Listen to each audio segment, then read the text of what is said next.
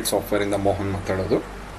ಇವತ್ತು ಈ ವಿಡಿಯೋ ಏನಕ್ಕೆ ಮಾಡ್ತಾ ಇದ್ದೀನಿ ಅಂತಂದರೆ, ನಿಮಗೆಲ್ಲರಿಗೂ ಗೊತ್ತಿರೋ ಹಾಗೆ ಸೆಪ್ಟೆಂಬರ್ 22ನೇ ತಾರೀಕಿಂದ GST ರೇಟ್ಸ್ಗಳು ಚೇಂಜ್ ಆಗ್ತಿದೆ. ಟು ಸೇ ಸ್ಲ್ಯಾಬ್ಸ್ಗಳು ಲೈಕ್ 5% ಇರೋ ಐಟಮ್ಸ್ಗಳು 0 ಆಗ್ತಿದೆ.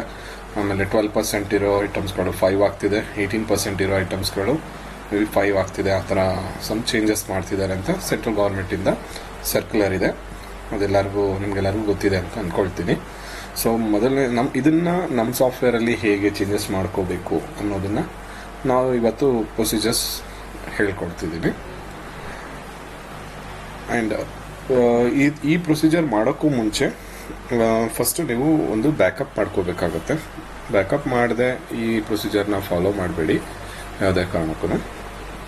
ಸೊ ಮೊದಲನೇದಾಗಿ ನಿಮ್ಗೆಲ್ಲರಿಗೂ ಡೆಸ್ಕ್ಟಾಪ್ ಮೇಲೆ ಈ ಟಾರ್ಗೆಟ್ ಬ್ಯಾಕಪ್ ಅನ್ನೋ ಒಂದು ಶಾರ್ಟ್ಕಟ್ ಇದ್ದೇ ಇರುತ್ತೆ.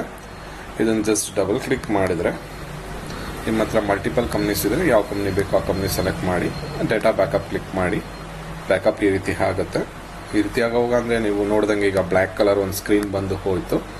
ಆ ಥರ ಬ್ಯಾಕಪ್ ಡನ್ ಅಂತ ಮೆಸೇಜ್ ಬರುತ್ತೆ, ಸಕ್ಸಸ್ಫುಲಿ ಅಂತ ಬರುತ್ತೆ. ಈ ಸಮ್ಟೈಮ್ಸ್ ಏನಾಗುತ್ತೆ, ನೀವೇನಾದ್ರು ಸಿಸ್ಟಮ್ ಫಾರ್ಮ್ಯಾಟ್ ಮಾಡಿಸಿದಾಗ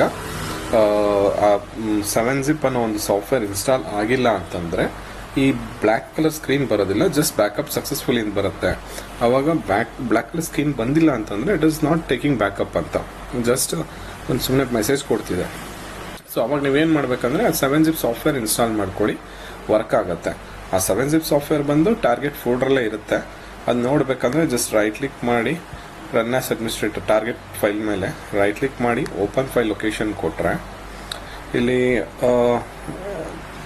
7 ಅಂತ ಪ್ರೆಸ್ ಮಾಡಿ ಅದು ಹೋಗಿ ಡೈರೆಕ್ಟಾಗಿ ಇಲ್ಲಿ ಬರುತ್ತೆ.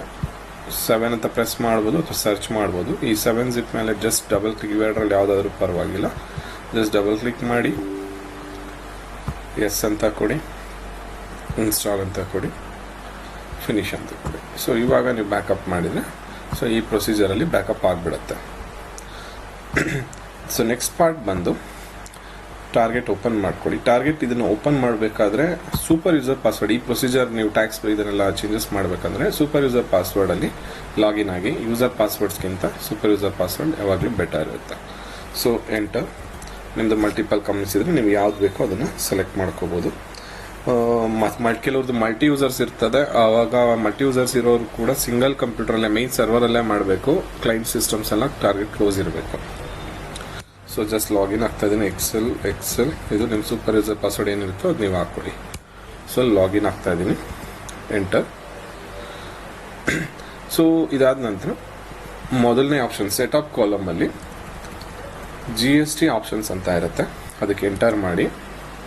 ಅದರಲ್ಲಿ ಬಂದರೆ ನಿಮಗೆ ಸೆಟಪ್ GST ಫಾರ್ ಐಟಮ್ಸ್ ಅಂತ ಇರುತ್ತೆ. ಇದನ್ನು ಸೆಲೆಕ್ಟ್ ಮಾಡಿ.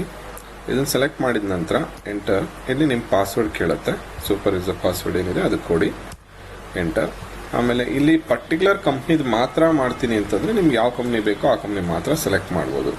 ಇಲ್ಲ ನಾನು ಎಲ್ಲ ಕಂಪ್ನಿದು ಮಾಡ್ತೀನಿ, ಒಂದೇ ಸರಿ ಸೆಲೆಕ್ಟ್ ಮಾಡಬೇಕು, ಎಲ್ಲ ಕಂಪ್ನಿದು 12% ಇರೋದನ್ನ ಡೈರೆಕ್ಟಾಗಿ ನಾನು 5 ಮಾಡಬೇಕು, 5 ಇರೋದನ್ನ 0 ಮಾಡ್ತೀನಿ ಅಂದರೆ ಸೊ ಆಲ್ ಕೊಡಿ. ಆ್ಯಂಡ್ ಗ್ರೂಪಲ್ಲೂ ಅಷ್ಟೇ ಆಲ್ ಗ್ರೂಪ್ ಅಂತ ಕೊಡಿ. ಇಲ್ಲ ಸ್ಪೆಸಿಫಿಕ್ ಗ್ರೂಪ್ ಏನಾದ್ರು ಮಾಡ್ಕೊಂಡಿದ್ರೆ ನೀವು ಒಂದೇ ಕಂಪ್ನಿಲೇ 2 ಥರನೂ ಇರುತ್ತೆ, ಕೆಲವೊಂದು 18 ಇದೆ, ಕೆಲವೊಂದು ಆ ಥರ ಇದೆ ಅಂತ ಗ್ರೂಪ್ ವೈಸು ನೋಡ್ಕೋಬೋದು.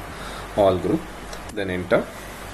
ಆ್ಯಂಡ್ ಇಲ್ಲಿ ಬಂದು ಸೇಲ್ಸ್ ವ್ಯಾಟ್ ಬ್ಲ್ಯಾಂಕ್ ಬಿಡಿ, ಪರ್ಚೇಸ್ ವ್ಯಾಟ್ ಬ್ಲ್ಯಾಂಕ್ ಬಿಡಿ. ಸೇಲ್ಸ್ ಜಿ ಎಸ್ ಟಿಲಿ ಇವಾಗ ಯಾವ ಪರ್ಸೆಂಟ್ ಬೇಕು ನಿಮಗೆ? 5%.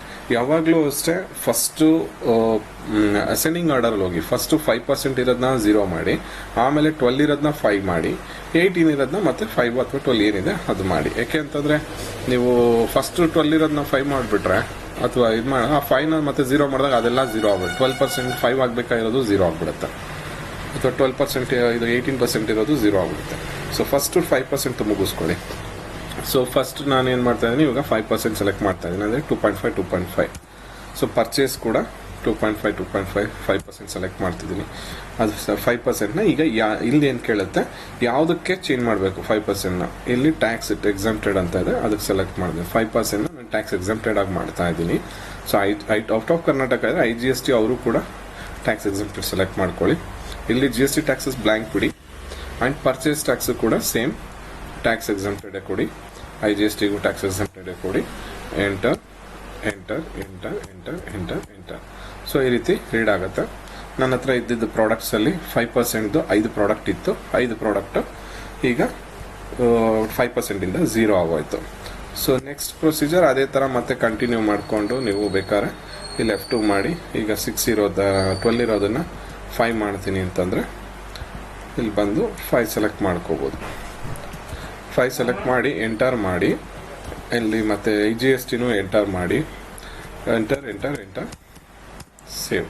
ಸೊ ಈಗ ಇದು ನನ್ನ ಹತ್ರ 3 ಪ್ರಾಡಕ್ಟ್ ಇತ್ತು, 3 ಪ್ರಾಡಕ್ಟನ್ನು ಚೇಂಜ್ ಆಗಿದೆ. ಸೊ ಒನ್ ಶಾರ್ಟಲ್ಲಿ ಈ ರೀತಿ ಮಾಡ್ಕೋಬೋದು. ಇಲ್ಲ ಬಟ್ ಕೆಲವರು ಹೇಳ್ತಾರೆ ನನಗೆ 18%ಅಲ್ಲಿ ಕೆಲವೊಂದು ಸ್ವಲ್ಪ ಪ್ರಾಡಕ್ಟ್ಸ್ ಚೇಂಜ್ ಆಗಿದೆ, ಸ್ವಲ್ಪ ಆಗಿಲ್ಲ ಅಂತ ಹೇಳ್ತಿದ್ದಾರೆ. ಸೊ ಆ ರೀತಿ ಇದ್ದಾಗ ಕಂಡೀಷನ್ಸಲ್ಲಿ ಮ್ಯಾನ್ಯಲ್ ಆಗಿ ನೀವು ಹೋಗಿ ಪ್ರಾಡಕ್ಟ್ ಮಾಸ್ಟರ್ಸಲ್ಲೇ ಚೇಂಜ್ ಮಾಡ್ಕೋಬೋದು. ಅದು ನಿಮಗೆ ಯೂಶುವಲ್ ಆಗಿ ಗೊತ್ತಿದೆ, ಎಲ್ಲ ಪ್ರಾಡಕ್ಟ್ ಮಾಸ್ಟರ್ಸಲ್ಲಿ ಹೋಗಿ ಹೇಗೆ ಟ್ಯಾಕ್ಸ್ ಚೇಂಜ್ ಮಾಡೋದು ಅಂತ, ಅದ್ರ ಪ್ರಕಾರ ಮಾಡ್ಕೋಬೋದು.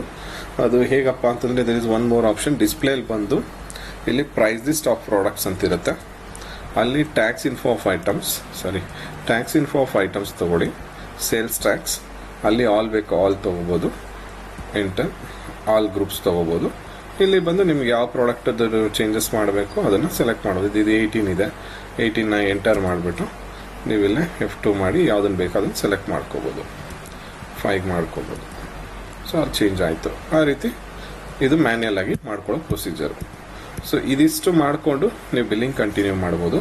ಆಮೇಲೆ ಎಲ್ಲರಿಗೂ ಮೇಯ್ನಾಗಿ ಇನ್ನೊಂದು ಡೌಟ್ಸ್ ಏನಿದೆ ಅಂತಂದರೆ, ಕೆಲವರಿಗೆ ಹಳೆ ಬಿಲ್ಸಲ್ಲಿ ನಂದು ಆಲ್ರೆಡಿ 12% ಇತ್ತು, ಈಗ ಇದನ್ನು ನಾನು 5% ಮಾಡಿಬಿಟ್ರೆ ಹಳೆ ಬಿಲ್ಸಲ್ಲೆಲ್ಲ ಚೇಂಜ್ ಆಗಿಬಿಡುತ್ತೆ 5% ಅಂತ ಕೆಲವರು ಆ ಡೌಟ್ಸ್ ಇದೆ. ಬಟ್ ಆ ರೀತಿ ಆಗೋದಿಲ್ಲ.